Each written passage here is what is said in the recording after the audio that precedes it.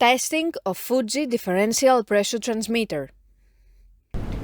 The transmitter has been set to a calibration range of input signal according to the request of the customer. For testing, we add a 24-volt DC power supply, a multimeter in order to measure the milliamp output, and a water column in order to see the input signal.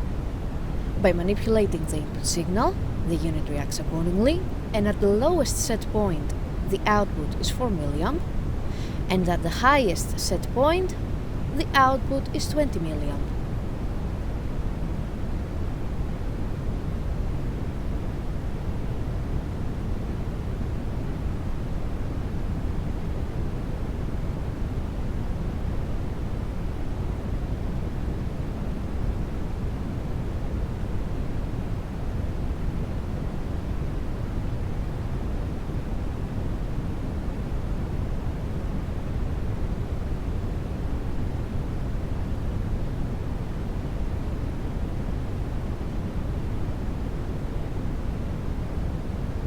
It is now clear that the transmitter is working successfully and is ready to be delivered to the customer.